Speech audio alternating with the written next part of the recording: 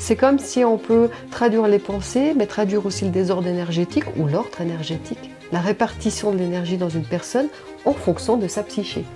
On fait parler les défunts, on fait Voilà. parler les lieux, on fait parler les animaux, on fait parler des personnes qui ne parlent pas. Voilà, des Ça, autismes, ça a été ouais. très impressionnant. Ouais. Émanoscope, c'est émanare, qui émane, et scope, c'est regarder. Regardez ce qui On émane. regarde ce qui émane de la matière, d'une personne, d'un lieu, d'un animal. Et selon ce qui émane, on peut le voir en amplifiant. Tout le côté droit était lié à ce qu'on pensait de la réalité. Et puis tout le côté gauche était plutôt lié à ce que les autres percevaient, ce qu'on dégageait réellement. On a constaté par exemple en champ de bataille sur un marais, l'information est bien plus présente que si on est dans un endroit balayé par les vents, assez sec, avec peu d'eau. Dans un désert. Et puis il y a aussi dans le temps, parce que je peux très bien prendre une mesure en disant je mesure la maison maintenant, la maison il y a 50 ans, la maison il y a 200 ans, et puis on voit des différences de ce qui s'est passé dans la maison. Une maison d'une pièce, c'est pas la même chose qu'une maison de 10 pièces, les possibles sont pas les mêmes. Pareil pour les architectures vibratoires. Vous avez mal là? Ah oui, mais justement, je suis venu pour ça. Ah ben voilà.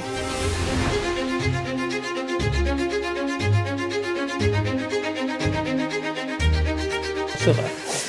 Ok, Voilà. ben bonjour et merci. Donc, ça va être un petit bilan, on va faire peut-être rapide parce que ça peut être très long. Les bilans simples, c'est 15 minutes, 20 minutes, mais il y a des bilans qui ont duré jusqu'à 5 heures. Là, il y a juste le logiciel qui est dans l'ordinateur. Il y a une clé de sécurité qui fait que le logiciel, on peut mettre sur tous les postes, mais la clé, on peut seulement l'utiliser avec un poste.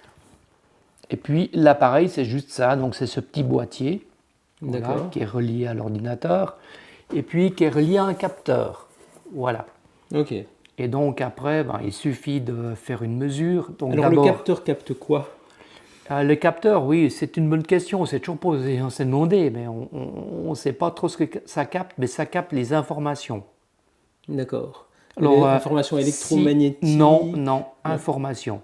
Donc si quelqu'un pense à quelque chose ou dit quelque chose, le mot va apparaître. Ok. S'il n'y a pas d'intention, parce que là il n'y aura peut-être pas d'intention, ouais. Ça sortira plutôt ta vie, ce que tu vis, le passé. On peut remonter sur plusieurs générations pour voir ce qu'ils ont vécu. Alors là, j'ai fait la référence. Mm-hmm. C'est comme si on avait un étalonnage de la machine et puis qu'on a le zéro, comme si on a juste que le zéro de la ballon, c'est bien sur 0 et pas déjà sur 5. Mm-hmm. Puis après, il suffit de mettre la main droite. D'accord. Voilà. Voilà, c'est fait. C'est cool. La main gauche, oui, une demi-seconde, c'est fait. Ok. Voilà. Et après, ça fait quelques calculs et puis ça sort... tous les calculs vont ensuite remplir une base de données et de cette base de données, on va ensuite tirer plein d'informations.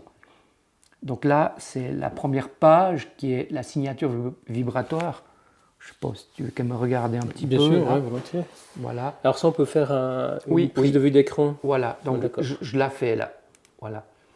Et donc, de cette vue-là, il y a toutes les informations dedans. Mais après, on va les décortiquer par corporel, extracorporel, donc dans le corps, en dessus de la tête. On a aussi tous les plans de conscience. On a également les chakras en couleur et tous les index. Donc chaque point, on a divisé les 22 000 Hz en 216 plages de fréquences intéressantes. D'accord. Qui donnent chaque fois un point et ça donne un point de la courbe. Et quand on clique sur un point de la courbe, par exemple ici, on a des informations qui sortent, des textes. Voilà, et ces textes vont correspondre à des différentes périodes de la vie ou des aspects différents. Par exemple, j'ai une grille ancêtre qui va sortir des informations plutôt sur les parents, grands-parents ou arrière-grands-parents. L'enfance, alors l'enfance de la personne mesurée ou l'enfance des fois des parents, des grands-parents. Il y a une grille personnelle qui est plutôt psychologique et c'est un peu relationnel, conjugal, c'est plutôt ça. Il y a une grille professionnelle qui donne notre rapport au travail. Ouais. les informations même sur le patron, c'est très intéressant. Et puis une grille ressentie qui donne pour les lieux, parce qu'on peut aussi mesurer des lieux. D'accord. Et donc après on voit Les lieux à travers une personne ou oui ou non, on peut faire les deux. D'accord. Je peux très bien mesurer un lieu. Alors il suffit de penser au lieu ou de mettre une photo du lieu, le nom du lieu, l'adresse de la maison, et ça sort des histoires de ce qui s'y passe, de ce que les gens vivent dans leur maison. Eh ben. Alors ça, c'est une première vue qui me permet de voir que la mesure, elle est correcte, que l'intention, elle se voit, quoi. Là, il y en a un qui est venu il y a 9 mois et puis qui me fait, je lui ai dit un truc par rapport au futur et là, il est revenu pour me dire que ce que je lui avais dit qui serait dans le futur proche, bah, il s'est passé. Ouais. Donc on a aussi bien le passé que le présent que le futur. Tous les temps sont mélangés. Voilà.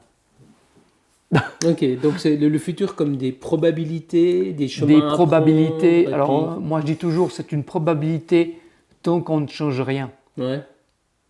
Ouais. Et C'est un si petit on peu change comme- peut-être c'est différent, mais si on ne change pas, en Si, général si c'est j'essaie de faire une prévisible. analogie avec, je sais pas, le yiking par exemple, qui donne une sorte, quelqu'un me l'a décrit comme ça, de vue générale sur des avenirs possibles, et puis on voit qu'on peut glisser vers la rivière ou glisser vers l'arbre, mais qu'il y a ces différentes possibilités qui s'ouvrent devant nous, puis on fait un choix d'aller vers la rivière ou vers l'arbre.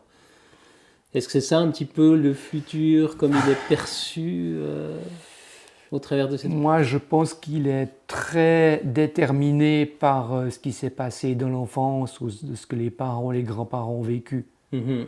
Donc, suivant ce qui s'est passé, on aura tendance à aller vers l'arbre parce que le grand-père a été vers l'arbre. Et puis que si le père a été vers l'arbre, on va peut-être faire l'inverse et du coup on ira vers la rivière. Mhm. Mhm. Donc, si on fait l'inverse du père et puis que le père a été vers l'arbre, je suis prêt à parier que la personne ira vers la rivière. Ouais. Donc ça devient très probable. Ouais. Souvent, plus le passé est conditionné et plus il a été mal vécu, plus le futur proche devient prévisible. D'accord. Ouais. Le profil est quand même stressé. Alors il y a des flèches qui permettent de voir si on est dans la moyenne des gens ou pas. Mhm. Si on est plus que la moyenne, donc là c'est un peu en dessus de la moyenne. D'accord. Voilà. Et puis la mise à la terre, corporellement, elle est bien, ça va, mais pour le corps mental, c'est moins bon, quoi. Mhm. Peut-être trop dans la tête, je sais pas encore. Oui, je me reconnais en tout cas trop dans la tête, ouais. Voilà. Donc, bon, là, ça dit que ça va entre les deux, c'est une bonne proportion. Et puis là, ça dit que le profil, il est très cohérent, donc tu ne donnes pas une autre image de toi que celle que les autres perçoivent. Ok. C'est une bonne valeur, très symétrique dans le corps. Et puis tous les autres paramètres sont bons, je n'ai rien à dire. Ah ouais. Donc là, on aurait pu penser que charge émotionnelle ou ici adaptation ou gestion émotionnelle, que le paramètre soit moins bon parce qu'en fait, c'était la question, c'était l'intention. Je dirais, je vois pas trop. Le paramètre le moins bon de l'enfant, c'est la confiance en soi. Ah oui, ça je reconnais bien, ouais. Voilà. Les chakras, je travaille avec 28 chakras différents. Ok. Parce que les chakras, c'est pas que je le vois comme un système énergétique à quelque part qu'on pourrait mesurer. Je ne le vois pas comme ça, mais une manière de découper le corps en tranches de fréquences et qui correspondent à quelque chose au niveau psychologique. Mhm. On sait que le chakra jaune est lié à la place, à l'action. Donc il y a toute une symbolique et pour chaque chakra, il y a une symbolique. D'accord. Et c'est regroupé par chakra. Donc ceux qui sortent de la bande verte centrale, Alors, parce que tu as c'est parlé comme du chakra avant, jaune là. tant qu'on est dans la bande verte, on est dans la moyenne des gens. D'accord. Et puis quand on sort de la bande, enfin surtout quand on a du rouge, ça pose un peu un problème, quoi. le vert pomme est bien en place, mais le magenta est décalé. Donc souvent le magenta décalé à gauche, c'est que père absent de l'enfance. C'est vrai. Et puis ça donne après qu'on a un grand intérêt pour les choses liées à la conscience, donner du sens aux choses. Et puis c'est toutes les recherches spirituelles, c'est très lié au magenta. Ok, donc la notion du père absent, ça, c'est en La notion relation. du père absent, Ok. c'est ça. Ah, mais ça c'est intéressant, du coup ça résonne La bien. mère ici dans écarlate écarlate et rouge, ça veut dire qu'elle était bien présente. Mhm. Peut-être qu'elle prenait beaucoup de place parce qu'elle est quand même à 24 Ouais. avec l'orange. Et donc j'ai la relation, puisque ça me parle avec l'écarlate, des parents. Et donc et qu'eux-mêmes ont vécu peut-être beaucoup de manques. Mhm. Et puis qu'après, qu'ils ont reporté plein d'attentes sur toi.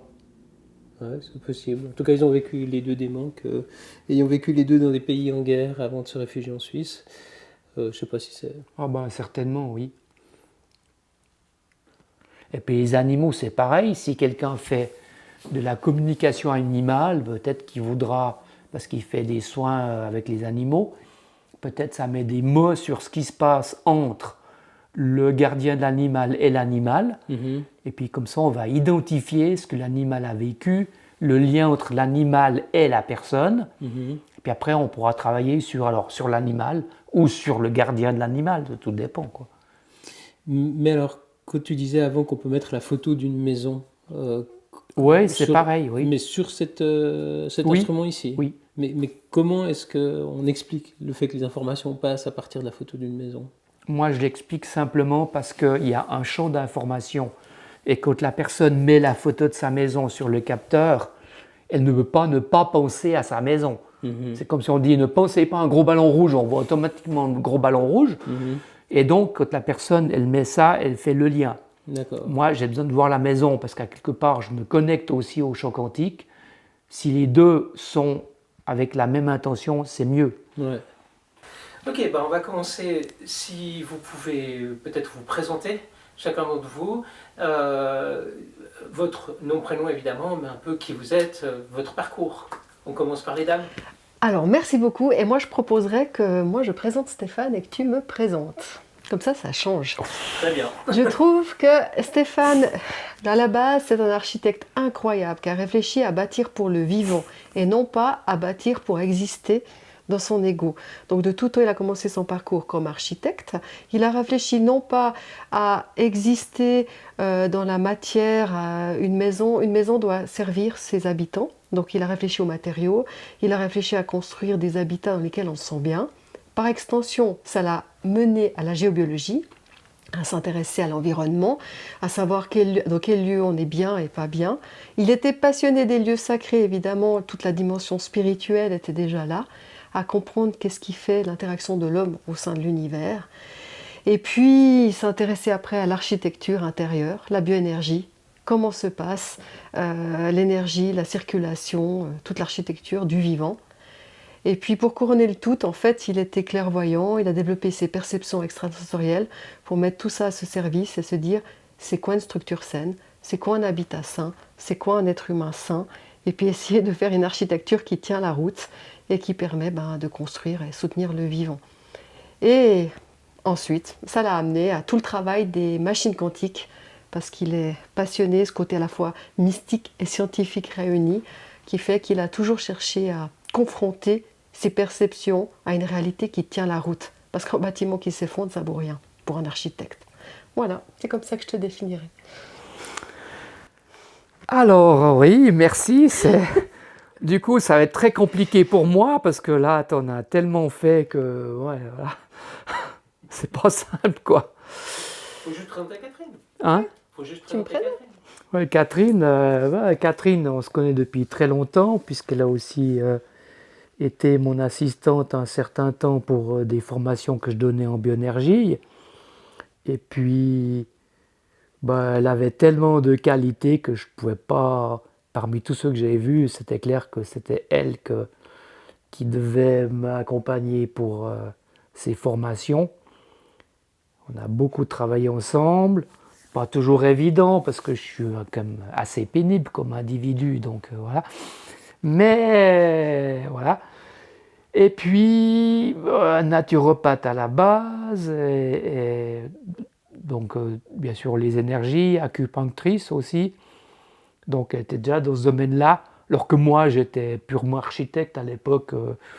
Moi, m'occuper des gens et soigner les gens, c'était pas trop le sujet, quoi. Donc la vraie thérapeute, c'était en fait Catherine. D'ailleurs, je faisais un peu des bilans, je faisais peur aux gens, puis ils allaient voir Catherine après. C'est toujours assez rigolo. Et, et aussi médium par la suite. Et donc c'est surtout avec ces grandes capacités médiumniques combinées à la clairvoyance qui a permis de créer beaucoup de choses et des outils très puissants, très pertinents, souvent vraiment bluffants pour les gens. Et en combinant tout ce savoir de perception et d'information, parce qu'on est surtout dans le domaine de l'information. On dit psycho-énergétique, il y a une part énergétique, mais une grande part psy, une grande part qui est dans des plans plus hauts. En tout C'est cas, déjà c'est une grande beaucoup. chance de s'être rencontrés, parce que c'est vraiment la combinaison de deux forces finalement qui parfois sont opposées, parfois vont dans la même, enfin surtout vont dans la même direction, qui a permis ce potentiel de création. Et, Quelle serait la définition alors de la psychoénergie et de la bioénergie? Comment est-ce qu'on peut la comprendre? Bioénergie, c'était surtout le fonctionnement du corps humain, en particulier au niveau des électrons et de la répartition, la circulation des électrons dans le corps. Donc ça, j'ai beaucoup travaillé avec ça. C'était plutôt avec l'appareil GDV, donc Kirlian du professeur Korotkov, qui permettait vraiment de voir ce qui se passait dans le corps. Donc on a fait énormément d'expériences sur des lieux, d'autres choses aussi, dehors du corps, etc. Et puis, à force de faire toutes ces expériences, on a un petit peu compris comment ça fonctionnait. Et puis, la machine, elle permettait quand même de vérifier de ce qu'on disait. Quand on sentait que toute l'énergie était concentrée de la tête, ben, on pouvait l'observer. Donc, c'est beaucoup d'observations, beaucoup de bilans faits pour des personnes où j'ai demandé à chaque fois ce qu'ils vivaient. Et alors, ça a fait un catalogue énorme de données qui faisait les corrélations entre les parties du corps et le vécu des personnes. Et comme ça a permis de faire tout un décodage bioénergétique, comme on dit, décodage biologique, voilà, décodage. Et par extension, comme on était passionné de tout ceci, outre les milliers de personnes qu'on a croisées dans notre pratique thérapeutique, bioénergétique, géobiologique, on a été passionné d'explorer le monde vibratoire. Et donc on s'est mis en groupe, on a encore avec plein d'autres personnes, exploré pendant 4 ans en se mettant dans des états particuliers. On envoie une fréquence qui nous met dans un état particulier, ce qui vibre à un endroit du corps, et puis ça nous change nos pensées. Et donc, c'est pour ça qu'on a fait le lien entre l'endroit dans le corps qui vibre, la fréquence, les pensées, le système de croyance qui est accolé, et tout ce qui est... Et c'est pour ça que ça fait de la psyché à l'énergétique. C'est ce lien-là. Et donc, c'est vrai qu'en cartographiant toute la structure vibratoire qui nous constitue, c'est comme si on peut traduire les pensées, mais traduire aussi le désordre énergétique ou l'ordre énergétique, la répartition de l'énergie dans une personne en fonction de sa psyché. Voilà. Okay. Et pour reprendre, tu as cité la photographie du Kirlian, qui fait partie du premier appareil dont tu as parlé. On peut rappeler ce que c'est, donc c'est voir un petit peu les auras grâce à la photographie, mais comment ça se traduisait sur cet appareil? On photographiait les auras? Non, on met les doigts dans la machine. Et en fait, c'est l'émanation des photons autour des doigts, à l'extrémité du doigt. Et donc, en médecine coréenne, chinoise aussi, en fait, il y a des terminaisons et on met le doigt dans la machine et il y a une différence de potentiel électrique, c'est quand même 60 000 volts, mais avec un ampérage extrêmement faible. Mais on sent quand même un peu quand on met. En tout cas, les enfants et les animaux, ils n'aiment pas trop.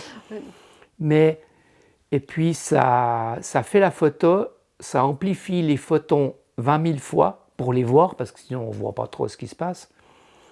Et après, en fonction de chaque cadran, il y a des angles. De là à là, c'est tel partie du corps, là c'est une autre partie du corps.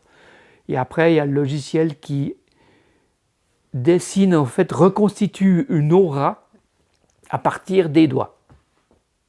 Mais il faut mesurer chaque doigt séparément, c'est toujours assez long. Donc ça excite le potentiel de lumière qu'émane tout être vivant et il apparaît en fait, par exemple les endroits où l'énergie est bloquée, ben, le potentiel de lumière diminue. Et l'endroit où l'énergie est libre, le potentiel de lumière est plus grand et ça apparaît. Okay. Et c'est représenté sous forme d'aura.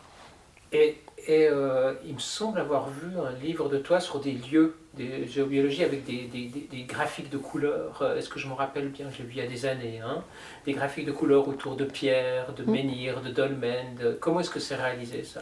Alors ça, c'est réalisé par clairvoyance. C'est pas du tout réalisé qu'un appareil. Mais c'est le même principe d'émanation photoélectrique? Oui, chaque fréquence est liée à une couleur. Et si on est clairvoyant, on va percevoir les émanations des couleurs qui se traduisent en fréquences, qui se traduisent en mode psyché, qui se traduisent en système de croyance ou en empreinte du lieu. Donc c'est la capacité qu'a le clairvoyant de redonner le champ d'information, c'est-à-dire percevoir des couleurs et des formes. Et un médium qui utilisera d'autres sens, il va percevoir peut-être des ressentis et carrément des phrases directes. Donc en fait, les perceptions, ce sont des indications. Ça ne veut pas dire qu'il y a cette couleur, ça veut dire qu'il y a cette fréquence qui est émanée, qui est captée. Oui. Voilà. Pour faire simple, je dirais que si par exemple dans un lieu, j'ai l'impression que ça remplit le cœur, alors mon corps va m'informer, parce que je vais sentir la pression sur le cœur, et puis le cœur, je sais que c'est la couleur verte, et alors je vais voir que c'est vert. Et si on émanait par exemple une fréquence verte, on les connaît, les fréquences, c'est un spectre. Dans un groupe de 100 personnes, on va dire que 80% dira « je sens le cœur », 10% dira « je sens rien » parce qu'ils ont une cuirasse sur le cœur. Puis 10% diront je ressens les pieds parce qu'ils ont un problème de survie cardiovasculaire des ancêtres, ou je ressens la tête parce qu'ils résistent, ils ne veulent pas écouter leurs émotions, ils préfèrent mentaliser pendant qu'on envoie l'information. Et donc on voit toutes les réactions des gens, en fait, à un potentiel vibratoire. Parce qu'on peut contrer la fréquence, on peut se protéger, on peut se couper, ou on peut, quand on envoie dans le cœur, bah, ça réveille une autre chose qui n'a rien à voir avec l'endroit. C'est ça qui est passionnant. Et quand vous dites on envoie la fréquence, vous l'envoyez comment? Par la pensée? L'intention, oui. Au début, oui. C'est ce qu'on faisait. C'est-à-dire qu'on se branchait à notre cœur, quand on sent notre cœur vibrer, on amplifie dans la salle.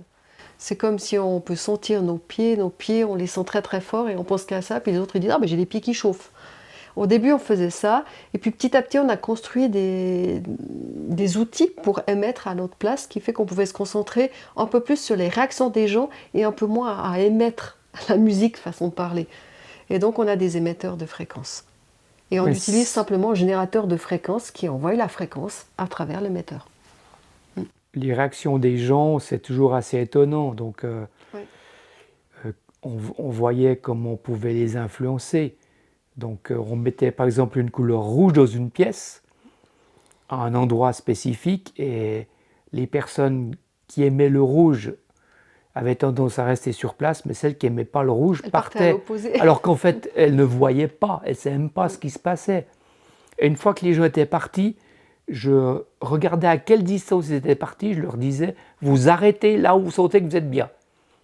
Et les personnes elles partaient plus ou moins loin, et en fonction de ça, je leur parlais des problématiques avec le travail, avec la maison, avec leurs femmes, etc.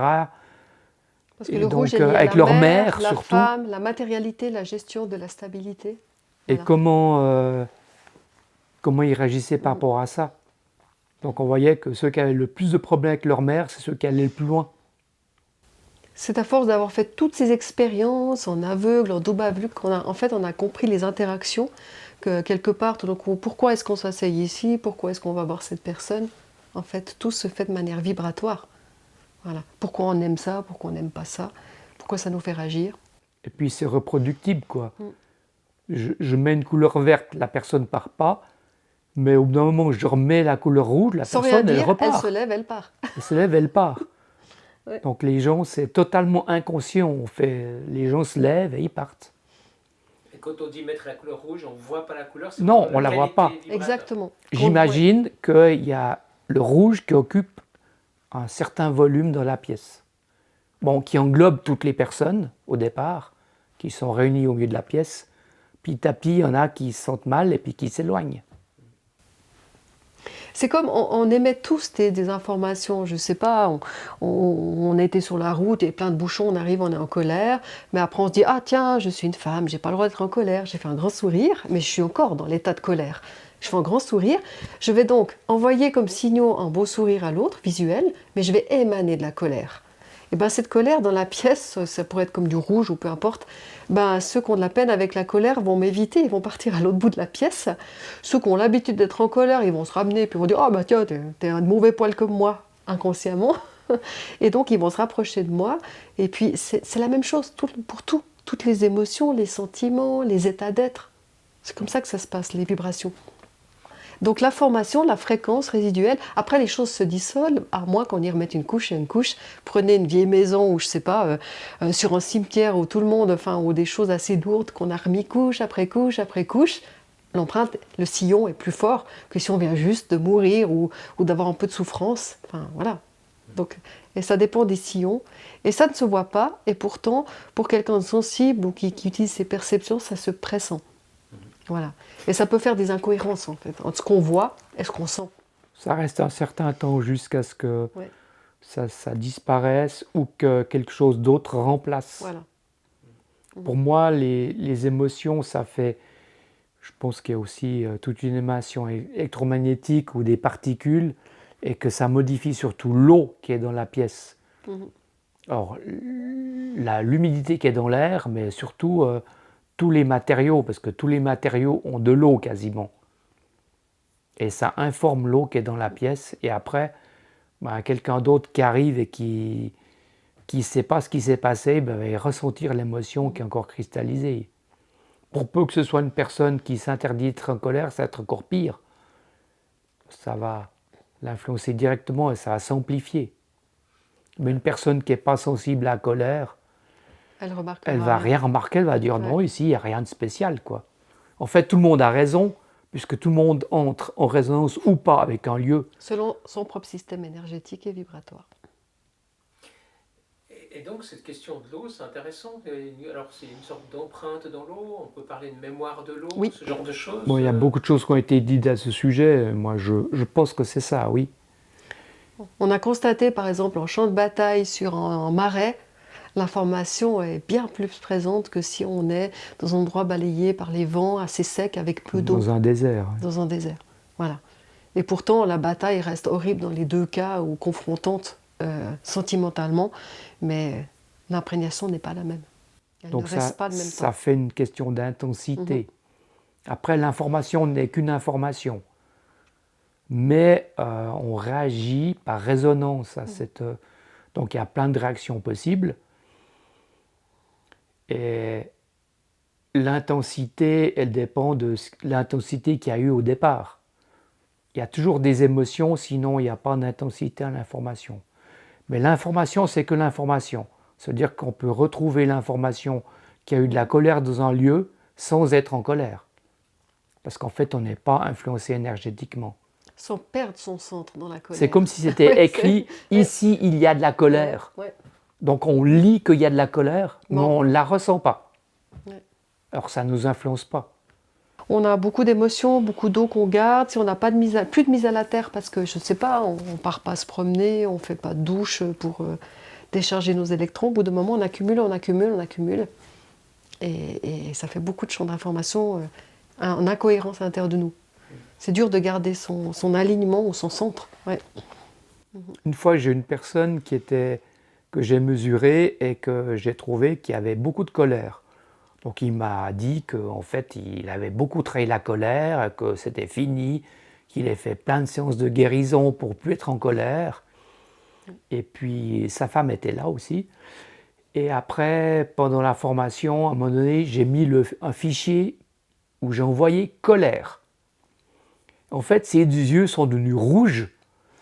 Et puis celui qui était assis en face de lui lui a fait la remarque en disant « Oh, mais t'as vu tes yeux, t'es tout rouge ». Puis il a dit « Ah oui, là, j'ai envie de de taper quelqu'un, c'est juste énorme. Et puis là, sa femme a dit, bah, tu vois, Stéphane avait raison, que tu es bien en colère. Donc il était persuadé mentalement qu'il ne l'était pas, mais en fait, quand on envoie la fréquence, Son ADN porte le la colère corps de ses ancêtres. réagit inconsciemment. Et donc il a réagi, puis colère, on sait, on voit dans les BD avec les yeux rouges. C'était vraiment rigolo parce que c'était vraiment comme ça, quoi. C'est caricatural, mais... La colère est naturelle, on ne peut pas enlever les émotions, elles font partie du système inhérent de notre corps émotionnel. C'est comme si on se couperait en bras dans le physique. Ça n'a pas de sens. C'est vivre avec ces émotions qui a du sens. De lutter contre, ça n'a aucun sens. Voilà. Et donc, après toutes ces observations, ces études sur les fréquences, comprendre voilà, que c'est lié aux électrons, que c'est lié à l'humidité et tout ça, il y a ce développement de cet appareil, l'hémano, si je dis bien. L'hémanoscope, oui. L'hémanoscope, est-ce qu'on peut un petit peu parler du développement et de cet appareil, à quoi il sert, comment on l'utilise? Le développement, il est très très long, parce qu'il y a 10 ans de recherche et de mise au point avant d'arriver à ce que tu as vu. Donc c'était vraiment de longue haleine. Il y avait déjà pas mal d'années, je dirais 25 ans d'expérience, parce qu'il fallait quand même étudier toutes ces fréquences, donc c'est déjà quelque chose d'énorme.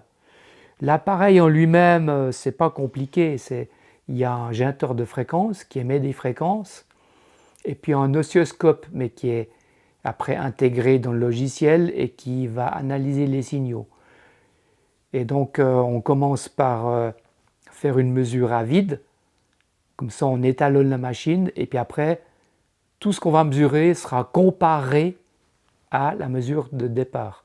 C'est comme si on a une balance et qu'on met, d'abord on l'étalonne pour être sûr d'être à zéro, puis quand elle est bien à zéro, ben on peut se peser, parce que si on n'est pas à zéro, on ne sait pas ce qu'on mesure. Voilà, ça c'est le principe. Le calcul est très très complexe, il y a des algorithmes assez compliqués pour pouvoir chaque fois, ça fait beaucoup de calculs différents, parce qu'on doit multiplier le signal énormément pour voir quelque chose, parce que sinon la différence est très très faible. C'était comme avec le GDV, mais là on multiplie 1000 fois l'intensité. Et puis on va mesurer une amplitude, une variation d'amplitude qui peut aller en montant ou en diminuant. Par exemple, j'ai un signal de départ, et ce signal il peut se retrouver plus petit, influencé par la personne, l'objet, l'animal, le lieu, ou il peut être plus grand, et on mesure aussi un écart type, c'est-à-dire que si le signal il devient globalement beaucoup plus excité ou beaucoup plus lisse. Et donc on obtient 4 signaux, et pour 216 index de fréquence. Oui, parce que bon, au total on mesure 22 000 fréquences, mais on les a répartis par petits paquets parce que ça faisait un peu beaucoup, quoi. Pour pouvoir trier et synthétiser l'information. Et puis ça permet d'avoir des lectures plus efficientes. Comme ça, on range l'information dans des casiers pour pouvoir après les interpréter et les comprendre. Comprendre ce qu'émane. Émanoscope, c'est émanare, qui émane, et scope, c'est regarder. Regarder ce qui émane. On regarde ce qui émane de la matière, d'une personne, d'un lieu, d'un animal. Et selon ce qu'il émane, on peut le voir en amplifiant. Et surtout, grâce à l'immense base de données qu'on a fait du travail avec beaucoup de personnes, qui est de relier la fréquence, la géolocalisation dans le corps, l'émanation psychocorporelle, l'explication de la croyance, des mots qui sont mis dessus. Et donc c'est cette immense base de données qui nous permet d'avoir comme un immense dictionnaire pour observer une réalité subtile. Et une réalité subtile qui se décompose en deux informations très importantes, ce que l'on pense de la réalité et ce que l'on émane de notre corps. Et c'est là qu'on voit notre principe, parce qu'il y a des gens, parfois on pense quelque chose, puis notre corps il vit autre chose. Et tous ces incohérences ou cohérences nous permettent de comprendre notre structure et notre architecture vibratoire. Oui, si quelqu'un est en colère, et puis qu'il sait qu'il est en colère puisqu'il est énervé, on verra la colère à gauche, à droite. Il sera cohérent. Par contre, si il a gardé la colère, qu'il ne l'a pas exprimée, il dit non, moi je ne suis pas en colère du tout, Ben, on verra à droite qu'il n'est pas en colère, mais à gauche, on verra qu'il est en Et on colère. verra la tension qui se crée dans sa structure. Alors, Et on verra des réactions dans sa manifestation tous les jours, parce que les gens vont réagir, certains à ce que mène le corps, certains à le paraître, enfin l'être et le paraître. Les gens sensibles réagissent à l'être, les gens qui n'écoutent pas leurs sensations réagissent au paraître, et ça donne des réponses différentes dans l'interaction entre les gens. oui, je précise que c'est grâce au GDV comme que j'ai remarqué que tout le côté droite était lié à ce qu'on pensait de la réalité, et puis tout le côté gauche était plutôt lié à ce que les autres percevaient, ce qu'on dégageait réellement. Alors on peut faire toutes les différences entre les deux. Ça, c'est gauche-droite. C'est pour ça qu'on mesure les deux mains. Voilà, pour voir la symétrie, pour voir le principe d'alignement. Et c'est toutes ces notions que l'on va pouvoir, en fait, quelque part observer. Et non pas pour juger, hein, parce que, à nouveau, on est d'une société qui a tout le temps le besoin de mettre dans des cases bien, pas bien, juger dans une espèce de dualité, alors que nous, notre approche, elle est plutôt de contempler l'ensemble pour en tirer des liens. Et de ces liens, on éclaire la conscience. Et de cette conscience, on repositionne quelque part l'architecture vibratoire qui, dans l'absolu, idéalement, tient la route. Voilà. Et c'est comme ça qu'on construit en tant que bâtisseur. C'est non pas en disant c'est bien ou pas bien, c'est en regardant les structures. Déjà, est-ce qu'elles sont durables, est-ce qu'elles tiennent, est-ce qu'elles sont naturelles, est-ce qu'elles sont... Voilà. Quel est le possible d'une maison d'une pièce? C'est pas la même chose qu'une maison de 10 pièces. Les possibles ne sont pas les mêmes. Pareil pour les architectures vibratoires. Et ça nous permet de sortir des croyances inadéquates, des dogmes, ça nous permet de sortir aussi des limitations et peut-être se rapprocher toutes les peurs, de les l'essentiel croyances. du vivant, en fait. Oui. Ouais.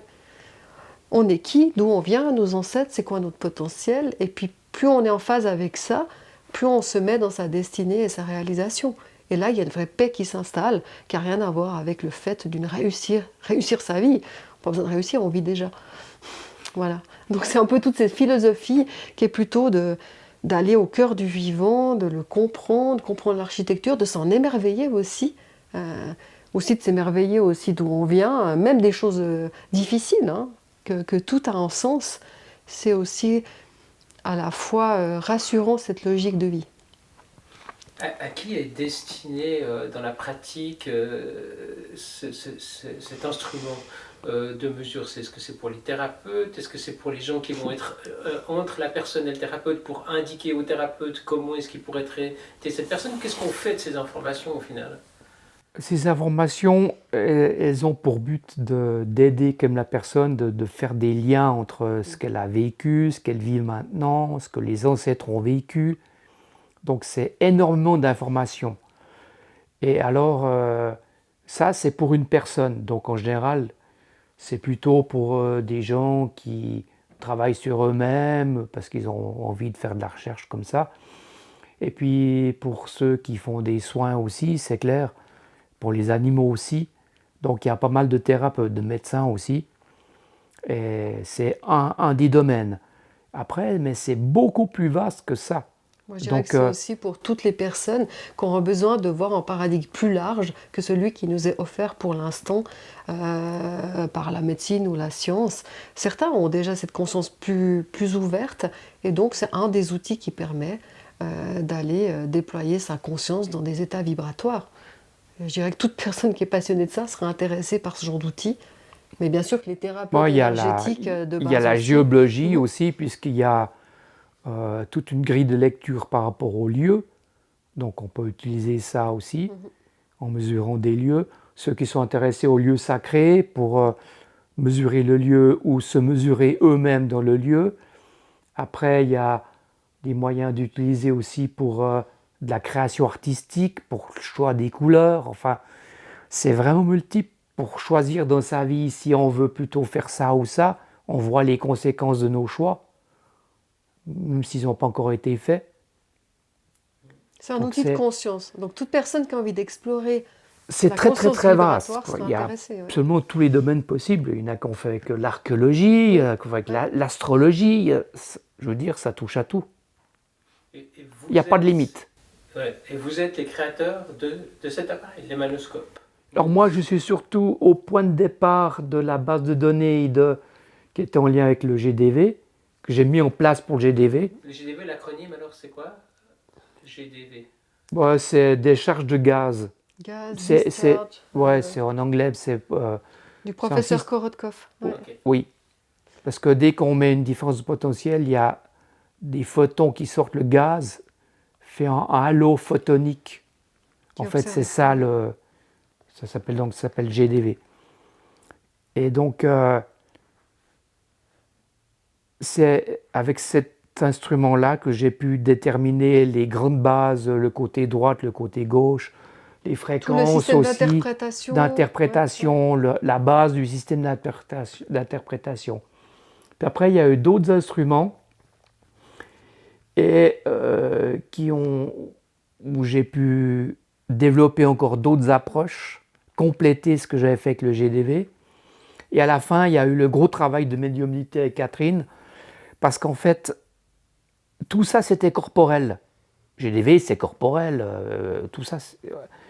Mais ça se limitait au sommet du crâne. Donc, on voulait voir des choses au-delà. Et puis là, c'est plus compliqué parce qu'il faut faire le lien entre les fréquences, les mots, mais on ne peut pas vraiment associer un endroit dans le corps. C'est plus compliqué puisqu'on n'est pas dans le corps. C'est la somme aussi des états modifiés de conscience, c'est la somme de toutes les consciences en fait plutôt subtiles que l'on peut utiliser quand on fait de la guérison aussi spirituelle et autres, et à quoi ça sert et comment ça vibre dans le corps.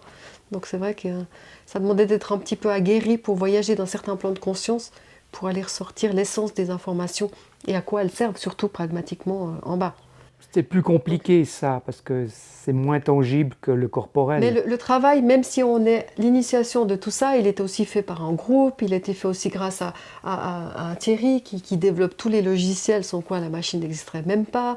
Enfin, il y a le concepteur, il y a vraiment toute une Oui, alors équipe après, il y autour de a nous bien sûr. qui nous permet d'avoir créé cet Nous, on outil-là. s'est occupé on va dire, de l'idée générale, Et de la mise des en principes que j'ai application, dit ouais. que ce serait bien de faire, de comment faire le circuit, tout ça. Et puis après, il y a toute la base de données qui a servi, toute la structure qui a servi pour pouvoir ensuite faire le système d'interprétation de la mesure. Tous Mais nos après, il y a stagiaires tout. qui ont été des cobayes de toutes nos, au début, théories, Ah ouais, alors, on a vu en application qui fonctionnait, qui tenait la route et qu'on pouvait reproduire. Donc il faut aussi pouvoir des milliers de conceptualiser mesures, tout ça. des milliers de mesures. Parce qu'une théorie, Pour c'est une mettre au théorie, point le système. mais jusqu'à ce qu'elle fonctionne, ça demande une application, une réapplication et de voir et une convergence de matérialisation qui fait que, waouh, là, ça tient la route. Donc, Bon, on a un super électronicien qui sait aussi programmer, donc qui a pu faire tout le soft. Et puis tout l'hardware aussi. Puis après, il faut surtout que quand on fait une mesure, que ça corresponde bien au vécu des gens. voilà. Donc après, il y a beaucoup de travail pour ajuster les signaux, pondérer les choses, jusqu'à ce que la mesure colle avec la réalité de la personne, de Que ce son soit vécu, utile et de pragmatique, ce qu'on ouais. ressent nous de la personne. Voilà. Et puis une centaine d'utilisateurs qui ont la machine, qui ont travaillé sur des lieux, des chiens, des animaux, des chevaux, Oui, alors il y a tous les des domaines. enfants, des autistes. Et donc ça nous a permis aussi d'avoir le retour de leur expérience dans tous ces milieux très divers. Il y en a dans le professionnel, dans la recherche d'emploi, pour tout le monde, pourquoi en effet notre potentiel. Enfin bref, parce que nous, on ne peut pas tout faire. Donc c'est vraiment un travail collectif, hein, cette création. Même si à la base, on est des créateurs. Comment on mesure un lieu? Parce que pour une personne, on a vu, on pose la main sur Oui. le capteur, mais un lieu. On peut soit être en dehors du lieu pour le neutre, dans le lieu pour le neutre, ça c'est le côté le plus matérialiste, si on ne croit pas au lien quantique de conscience pour l'information, ou on peut simplement se projeter dans le lieu en conscience et se mesurer, ou Se mesurer soi-même.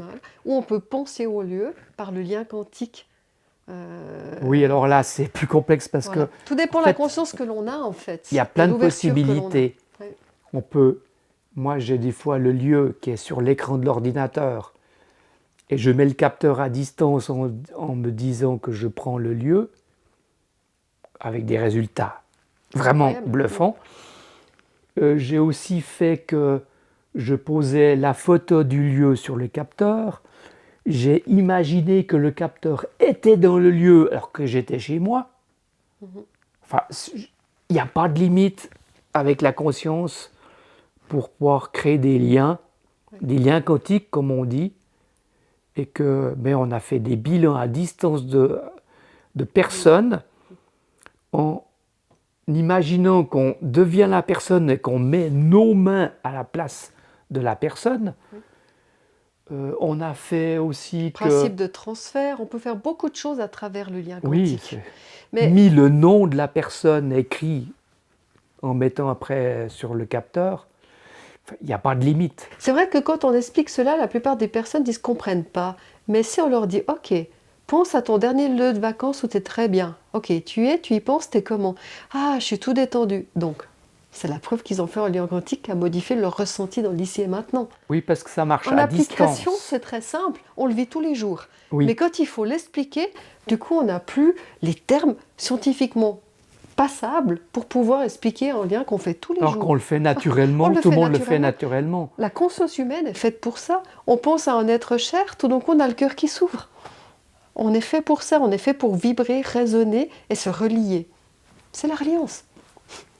Et puis, il y a aussi dans le temps, parce que je peux très bien prendre une mesure en disant je mesure la maison maintenant, la maison il y a 50 ans, la maison il y a 200 ans, et puis on voit des différences de ce qui s'est passé dans la maison. Voilà.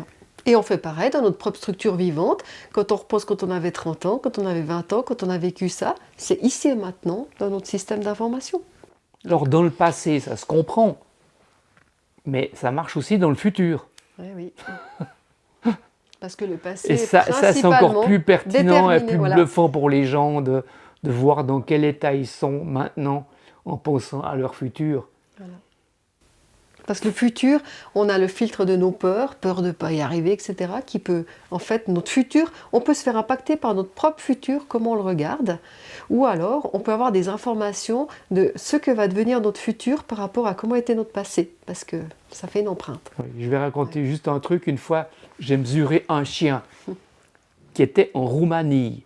La personne qui allait être le gardien du chien était en France. Moi, j'étais en Suisse. Donc déjà, il n'y a pas de lien directement de localisation puisqu'il n'y a personne qui est là. La personne l'a vu qu'en photo. Voilà. Donc elle m'envoie la photo. Je fais le bilan du chien, je raconte ce qu'il a vécu en Roumanie. Et je décris des comportements que la personne a pu vérifier un mois après Quand elle a accueilli quand elle a accueilli réellement le chez chien elle. qui était réellement chez elle. Donc j'ai eu le passé de l'animal, j'ai le présent et le futur de l'animal. Le comportement qu'il a, en fait, qu'il aurait quand il arriverait dans la famille, et ça s'est avéré vrai. Voilà. Donc pour dire que là, on a vraiment, il n'y a aucune relation avec le temps, aucune relation avec l'espace. Tout est possible. On a parlé de cette dimension d'instrument de bilan. Maintenant, à partir de ce bilan, il y a aussi des traitements que vous proposez avec des fichiers. Alors, est-ce que vous pouvez un petit peu expliquer quelles réponses thérapeutiques vous donnez?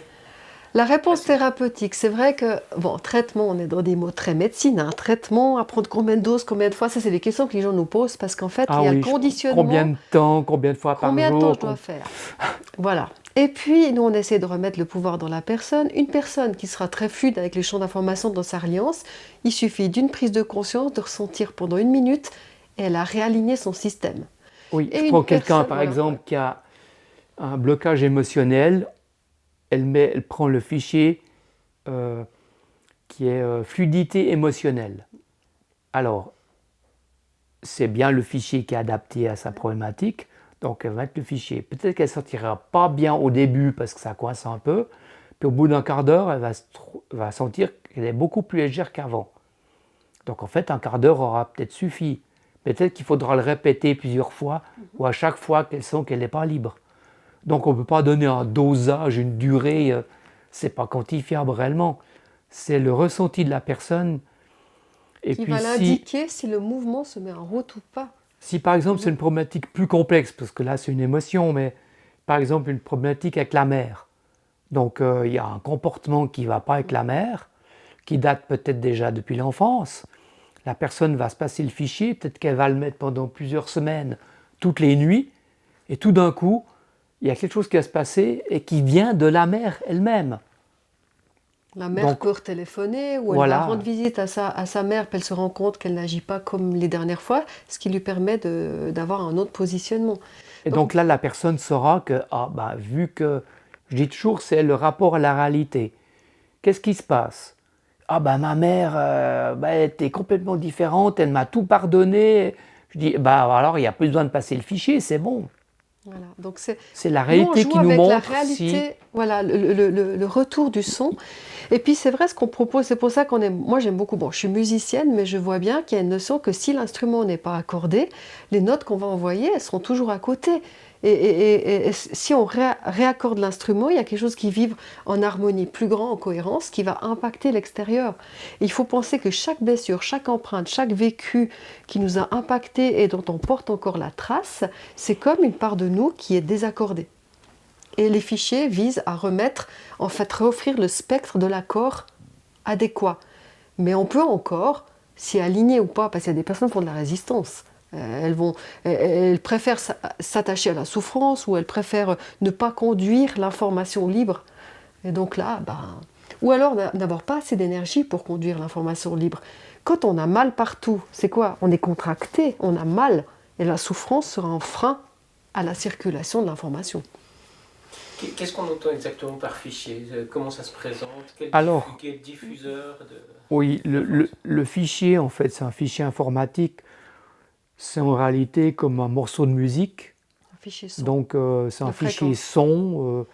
On crée des fichiers Wave et ils font à peu près un peu moins d'un méga. Donc, c'est quand même assez léger parce qu'ils durent que 9 secondes. En gros, c'est toute une mélodie. C'est comme si on prenait un morceau de musique, on prend toutes les notes qu'il y a dans le morceau de musique et on les joue. Alors, on sait qu'il y a tant de cette note, tant de cette note. Et puis tout ça, ça fait des proportions qui sont ensuite mises tout sur des pistes différentes, mais on joue toutes les notes en même temps. Comme un accord plaqué pour les musiciens. C'est comme si on mettait toutes les notes utiles. Ok, cette pathologie ou cette blessure ou cette souffrance dans la vie, ça correspond, je sais pas, au la, au mi, au do, comme ça, de la première octave, deuxième, troisième octave, et on met toutes ces notes en même temps. Ce qui fait que la personne, elle peut se réaccorder à ces fréquences, entre guillemets, manquantes dans sa trame vibratoire. Voilà. Donc le corps, il prend ce qu'il Prends a ce qu'il a besoin. besoin, à la hauteur de sa capacité à Et faire ce qu'il n'a pas circuler. besoin, il ne prend pas, donc ça n'a pas d'influence. Concrètement, ce n'est pas des fichiers audibles, c'est des... Non. Alors on peut les écouter, mais alors c'est des fois C'est pas très insupportable en agréable. Hein. fréquence. Ouais. Il y en a, ça va, mais la plupart, Et- c'est comme si on prend une symphonie et qu'on joue toutes les notes en même temps. C'est franchement pas très Et agréable. pour moi, il y a une différence entre écouter la musique ou la sentir vibrer dans son corps. Nous, on est parti du postulat qu'on s'intéresse aux cellules. On a envie de remettre les bonnes fréquences dans les cellules, non pas dans la tête, dont il y a le filtre à travers l'audition. Donc, on a créé un émetteur d'ondes scalaires qui fait vibrer les cellules des fréquences adéquates. Oui, je précise qu'en fait, c'est comme un haut-parleur, c'est juste que la membrane, elle ne bouge pas. Voilà. C'est une bobine qui permet Alors de diffuser la ça ne fréquence. s'entend pas. Voilà.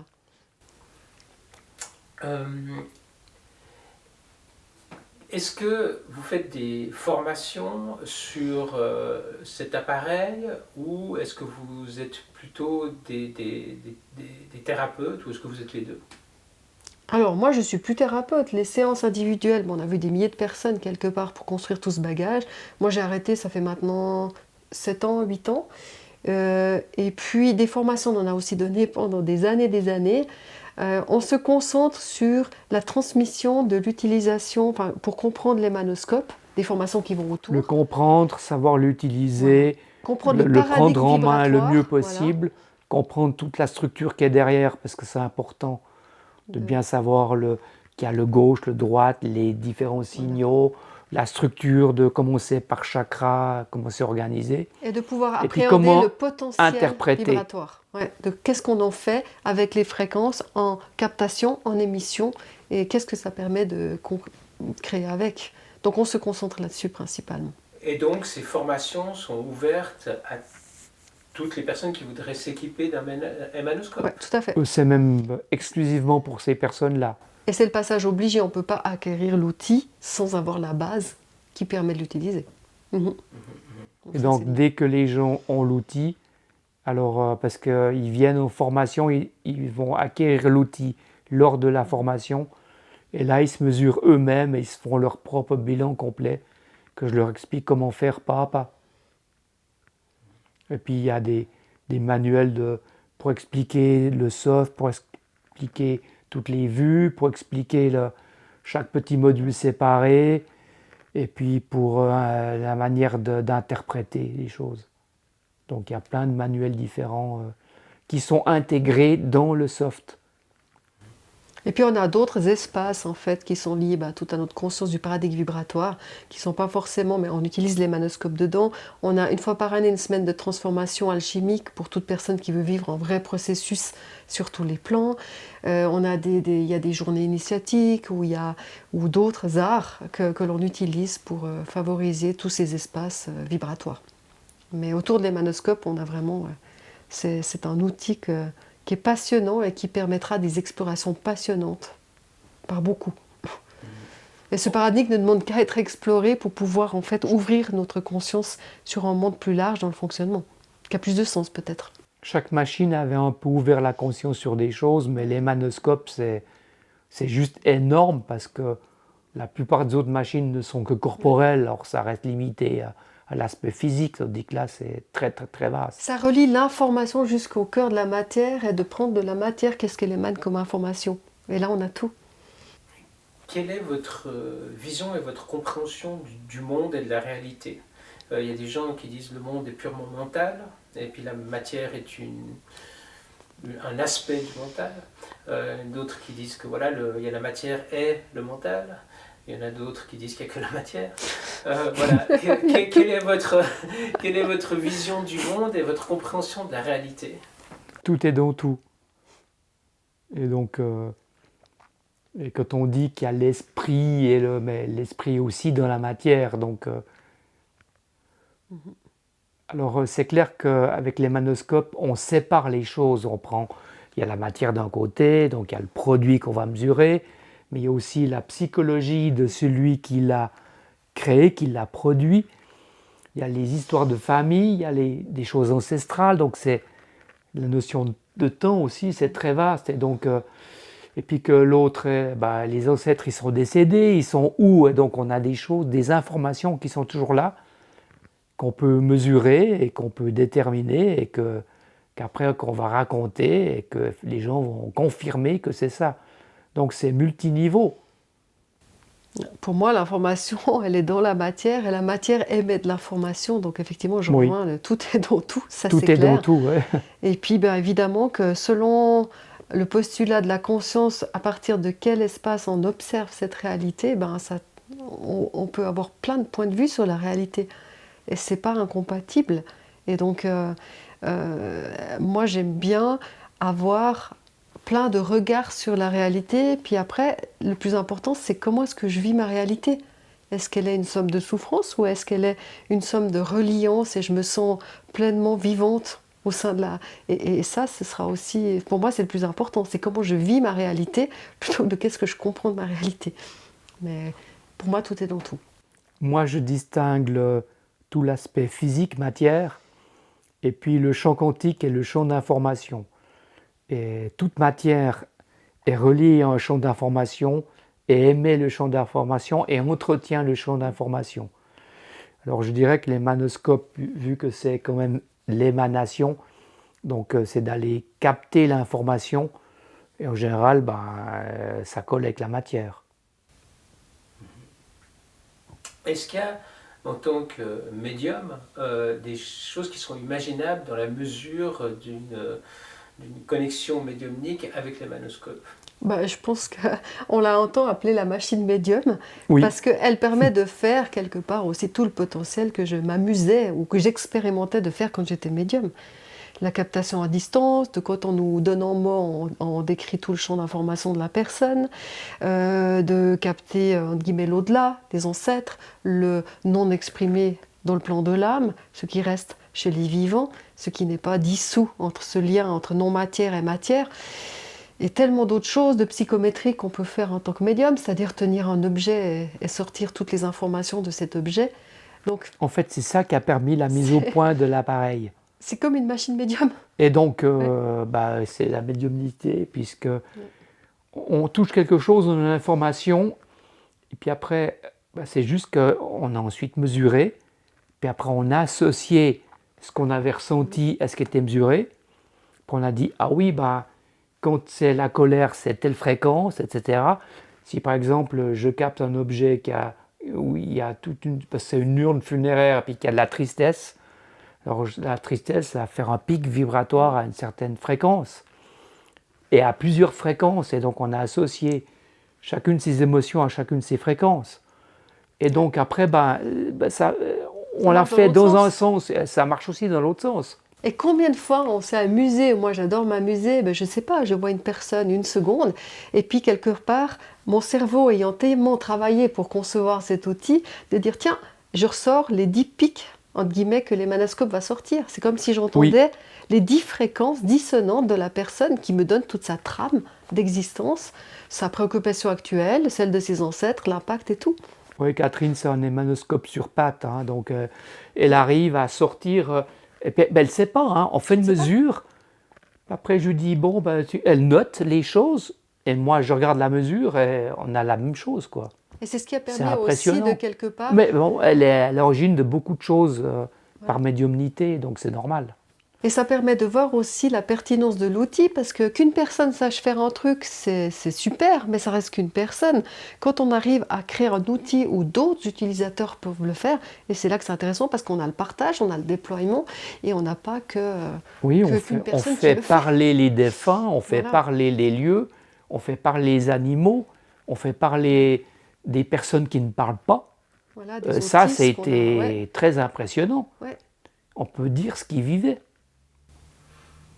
Est-ce que vous avez des retours de professionnels qui, a priori, pourraient paraître moins convaincus? Je pense à des médecins, des ingénieurs, des pensées rationnelles. Oui, des personnes très cartésiennes. Très cartésiennes, mais quand on leur sort toute l'histoire de leur famille, l'âge où la grand-mère a perdu sa maison, où la mère est morte, on sort dans leur tout présent, le passé avec l'âge exact.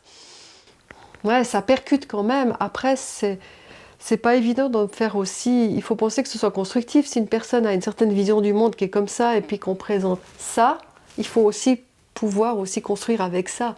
Donc des fois, il y a du rejet complet parce que c'est. Ou la personne n'en fera rien parce qu'elle ne saura pas comment gérer les choses. C'est trop éloigné de sa manière de construire habituelle son monde. Et puis d'autres personnes. Mais elle est obligée comme de reconnaître qu'elle l'a vécu. Les informations sont extrêmement pertinentes, quoi. Voilà. Surtout quand on donne les âges. Ça, c'est toujours énorme. Que les gens disent, mais comment il sait que j'ai eu ça à cet âge-là? Et puis d'autres personnes Et puis je ne sors pas juste un âge d'un truc. Je sors toute la vie avec... et même des fois les parents, ou même les grands-parents. Donc, et je vois toutes les boucles de qu'est-ce qui s'est passé à tel âge chez quelqu'un, un ancêtre, et comment ça s'est reporté chez les descendants qui ont reproduit les mêmes choses aux mêmes âges. Nous, ce qu'on espère profondément, c'est que ça suscite assez de curiosité pour que les personnes puissent poser peut-être des questions plus larges, pour de nouveau élargir la conscience, aller fouiller plus loin, et puis peut-être saisir des concepts plus larges et à nouveau s'émerveiller de ce qu'est la vie, hein, comment on vit de manière plus profonde. Voilà. Quand on mesure un objet ou quelque chose considéré comme inerte, il y a la relation de la personne avec cet objet, soit du créateur de l'objet ou de l'utilisateur de l'objet, ou ainsi de suite. Oui. Quand on mesure une plante, est-ce que les plantes ont une psyché propre? Ils ont une signature vibratoire propre. Oui, qui feront en effet, et qui fait qu'il y a aussi des remèdes. Si on prend, je ne sais pas, de l'alchimie, c'est pas du bouillon blanc ou c'est pas du saule, ça fait des effets différents selon leur signature vibratoire. Donc si on prend du bouillon blanc qui a une forte signature dans la gorge, comme par hasard on l'utilise pour apaiser les maux de gorge. Oui, parce qu'elle émane ça. C'est une structure qui est propre et qui amène ces fréquences et qui aura un impact à cet endroit-là du corps. Parce que, par exemple, les chamans disent que les plantes, pour certaines d'entre elles, sont des plantes de pouvoir et qu'elles ont des volontés. Dans la complexité psychique du monde, qu'il y a une psyché des plantes. Elles ont un esprit, quelque part, qui correspond à leur architecture vibratoire, qui correspond à leur signature vibratoire et leur action ici-bas. Ouais. Bon, je précise que tout ça qui est très lié à l'aspect chimique de la plante. Nous, on est dans l'aspect information. Donc, si il y a un paysan extrêmement colérique qui a cueilli une plante, De l'alchimie. ouais, alors voilà, donc on verra le paysan, on On verra verra pas la peut-être la plante. signature vibratoire de l'alchimie plus la colère. Puis on se dit, tiens, une alchimie en colère, c'est bizarre. Donc voilà, donc c'est un peu compliqué pour ça parce qu'on ne sait pas qu'est-ce qu'on mesure, surtout quand il y a des émotions. C'est pas la plante, donc ça veut dire que c'est quelqu'un qui est dans le processus de la plante, Disons que ouais, l'être qui l'a humain a cueilli, tendance à qui l'a s'approprier sa cultivé, matière. qui l'a Alors, voilà, ouais. transformé. Et donc, mais des fois, j'ai eu précisé, je mesure un produit en disant que je mesure que le produit, ou après que je veux par exemple le lien avec la personne qui cultive, ou que je veux le laboratoire qui s'est occupé de faire l'huile essentielle, ou comme ça j'ai des informations pertinentes sur d'autres aspects que en fait la plante. Mais si on ne demande rien de spécial dans l'intention, on a l'effet que la plante a sur nous.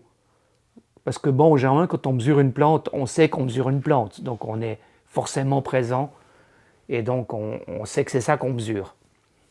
On n'a jamais fait comme ça à l'aveugle, ça donne des résultats incohérents. Mais si par exemple, il y a une plante qui est bonne pour moi, je vais tout de suite repérer que c'est celle-là qu'il me faut, quoi. Elle va apparaître par rapport aux autres. Il y aura dans action bénéfique, on verra qu'il y a beaucoup plus. Et donc elle sera intéressante. Et donc j'aurai la liste de tout ce qu'elle fera de bien pour moi, mais aussi peut-être d'effets négatifs. Ça veut dire que si j'en prends trop, je parle surtout des psychédéliques, si j'en prends trop, ou si je... Même des plantes aussi, ou si même le des plantes, dosage, il y a s'il est des trop effets, élevé, il y aura a des effets, quoi. Évidemment.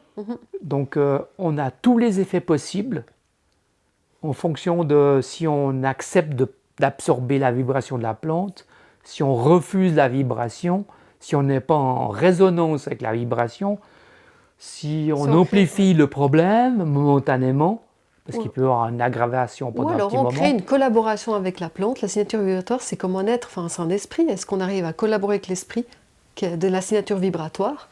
Et puis c'est pour ça que quand on travaille, les chamans et autres, ils travaillent à travers l'esprit parce qu'en donnant forme à une entité, ça implique forcément un dialogue. Et le dialogue favorise la collaboration et la communication. C'est vrai que quand on respecte, parce que si on fait juste absorber, manger la plante, on aura moins de bénéfices du champ d'information que si on collabore ou on dialogue avec l'esprit de la plante, évidemment. Parce que là, on entre en résonance. Voilà. Alors, il y a les signaux ont plus d'intensité, c'est quand même plus intéressant. Manger en conscience quelque chose va plus nous remplir que d'avaler goulûment sans conscience. Mais une fois, on a mesuré un médicament que quelqu'un avait amené, puis tout le monde a mesuré le médicament. Et donc, on avait autant de mesures différentes qu'il y avait Autant de personnes. de réactions à cette Par substance contre, que de personnes. On a vu que ceux qui n'avaient pas le problème n'en avaient absolument pas besoin. Par contre, on a bien vu que celui pour qui le produit avait été créé, ça crée une absorption qui faisait qu'ils étaient différents. C'était vraiment plus bénéfique pour lui, quoi. On voit en fait que tout est affaire de relations, que ce soit entre les êtres ou les de objets. lien, être lié. Mais ça, il y en a déjà qui ont fait avec, c'était pas le GDV, mais c'est un appareil un peu analogue, mais un peu plus subtil. Donc ils ont des éprouvettes avec des produits, et puis ils mettent le doigt, ils mesurent le doigt, et en fait il y a un pont de photons, en fait un pont d'information, qui s'amplifie quand c'est le bon produit. C'est comme si le corps disait « c'est celui-là ». Et après, ça induit une réaction dans le cerveau qui dit inconsciemment « j'ai besoin de ça ». Et la personne va dire « ah moi je vais prendre celui-là ». Et donc elle pense que le choix est totalement au hasard, mais non. C'était choisi parce que le corps a dit que c'était le bon produit. C'est pareil pour les relations. Voilà, nos attirances mutuelles ou nos répulsions, c'est pareil. Il y a des ponts photoniques. Qui sont liés à des champs d'information. Et là, c'est pareil, des ponts de résonance. Nous, c'est des ponts scalaires, des liens scalaires. Et ils dépendent ni de l'espace ni du temps. Parce qu'on peut se relier en résonance à quelque chose qui n'est pas là et qui était dans le passé. Est-ce que les biophotons que certains, dont certains parlent dans l'ADN, qui émettraient des biophotons, est-ce que ça explique en partie cette résonance, cette information qui sort du corps? Alors c'est le moyen de transmission, c'est le message, ou le messager on va dire. Ouais, plus le messager que le message. Mais le messager il a un message, donc après on décode le message. Donc toutes les traditions ont parlé de ces liens, c'est peut-être l'explication. Il y en a d'autres aussi, mais... Tu voulais ajouter? Moi, je voulais rajouter en fait que, en tout cas, en ressenti, quand la lumière se déploie, on se sent bien plus dans le processus de la vie que quand elle se contracte. Et ça, je crois que tout le monde peut en faire l'expérience.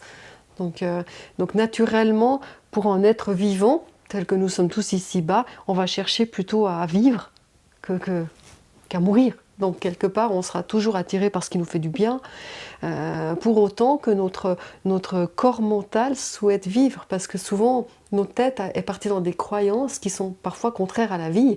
Et dans ce cas-là, on a donné le pouvoir à nos croyances de dicter notre vie. Et c'est là qu'on se fait beaucoup de mal, souvent. Mais si on revient à notre ressenti intérieur et donc à la conduction de la lumière dans notre corps, là on aura des réponses. Il sait. Et là, c'est automatique, la c'est reliance, instantané, les ponts quantiques, c'est inconscient. voilà, nous donneront la réponse. Très efficace. Ça explique la radiesthésie, ça Voilà. explique tous ces trucs-là. Et nombreuses techniques de guérison qui cherchent à rétablir ces connexions, à rétablir le système neuronal qui permet la connexion, la circulation de l'énergie, de l'information et de la vie, par la même occasion. En tout cas, si on mesure des gens et des produits, on arrive à dire, par rapport à la réaction, par clairvoyance, mais aussi quand on mesure avec la magnétoscope, on voit quel produit est adapté à quelle personne. Donc, et puis après, quand on leur demande... Sa capacité à accueillir aussi le produit, à ne pas y résister. C'est ça, c'est qu'après, on est confronté à la réalité, et puis on demande toujours. Moi, j'ai besoin du retour, c'est un peu mon esprit cartésien, qui a besoin de savoir que, bon alors, qui aime le produit? Et puis là, on voit tout de suite qu'il y a un lien vraiment direct entre la mesure et ce que la personne dit.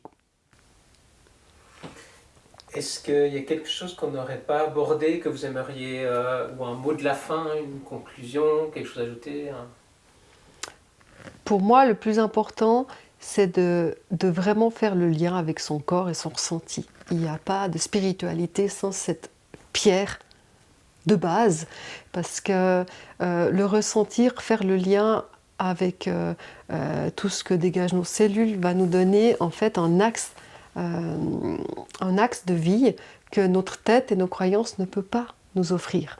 Donc il n'y a pas en fait de véritable chemin vers la vie sans sensation, sans perception, sans émotion. Oui, c'est un peu un préalable. Voilà. D'ailleurs, tous les outils développés vont dans ce sens-là, d'émettre des informations qu'on va capter et ressentir dans le corps, ou capter les informations qu'on émane. Et donc je dirais que le plus grand empêchement, des personnes par exemple qui des fois travaillent avec nos outils ou les commandent, disent mais je sens rien. Et si la personne ne sent rien, on ne peut pas, parce que ça veut dire qu'il y a un refus net de la conduction, en fait, de la circulation vibratoire. Et donc le postulat de départ n'est pas là. Le ressenti, c'est le préalable quand même vraiment pour l'utilisation de tous ces instruments, tous ces outils, tout ce qu'on a développé.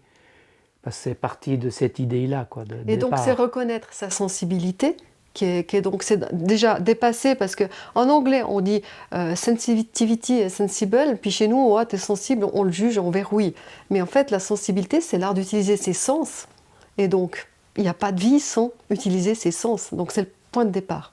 Et le sens va nous donner une conduction d'informations qui va nous permettre de capter tout notre environnement et faire tout le reste, quoi. Sinon... Et souvent, quand les gens viennent en bilan, on arrive avec nos perceptions ou à travers des instruments à se rendre compte de l'état d'une personne et qui enfin se sent reconnue dans sa sensibilité et dans ses problématiques que les autres ont ignorées en disant mais non, c'est pas un problème physique, mais non, c'est purement psychologique. Mais non, vous n'avez rien à cet endroit, vous n'avez rien, mal. c'est dans votre tête. Ouais. Bon, au final, c'est toujours dans la tête parce que toute sensation que l'on a passe par le cerveau. Tête, ouais. Donc quelque part, c'est mental, on est bien d'accord, notre rapport à la réalité, elle passe par le cerveau. Mais souvent les gens, ah, il y a enfin quelqu'un qui reconnaît que, ouais, que j'ai mal là et que ça fait des années que je fais des recherches, quand je fais des mesures des IRM et qu'on me dit que j'ai rien. Puis moi, c'est le premier truc que je vois, il y a une grosse étoile brune, je dis, ah, vous avez mal là? Ah oui, mais justement, je suis venu pour ça. Ah ben voilà. Déjà, elle est reconnue dans sa douleur, dans son mal-être, voilà, Dans ce qu'elle vit, tout simplement. dans ce qu'elle Sa vit. vérité Donc, du moment. puis après, ben, Ça, on fait c'est- le lien avec le vécu Ouais. et en mettant quelques fichiers, souvent la douleur elle disparaît très très vite, alors qu'elle était aussi apparue très très vite probablement. Et après, c'est tout l'art de garder ce lien avec son corps, le lien avec ses émotions, le lien avec ses pensées et le lien avec son environnement. Et puis ça, puis, c'est l'art d'être en vie. Au final, ben, c'est la question de prouver, il faut toujours prouver dans ce monde. Bon, la personne a mal, ben, je vois où c'est, on détermine l'endroit, on fait le lien avec les fréquences, avec le vécu, tout ça. Et puis après, ben, si elle a plus mal, ben, elle a plus mal. Vous voulez prouver quoi? Que voilà, que bon, on peut pas prouver qu'elle avait mal, mais on peut pas prouver qu'elle a pas mal. Bon. Bon.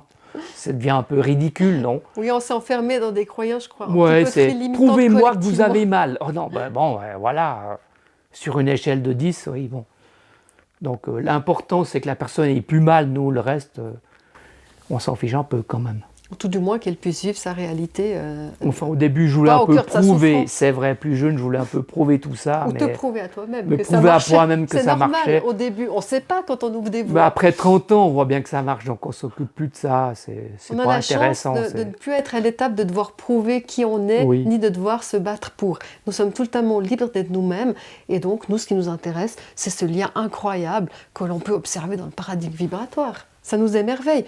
Puis peut-être c'est aussi une manière de réenchanter la vie, parce que quand on regarde les cul-de-sac dans lesquels on se met collectivement, peut-être qu'on a besoin d'ouvrir d'autres voies, c'est tout. Parfait. Merci beaucoup à vous deux. Merci Catherine Maître, merci Stéphane. Merci. Ben, merci à toi.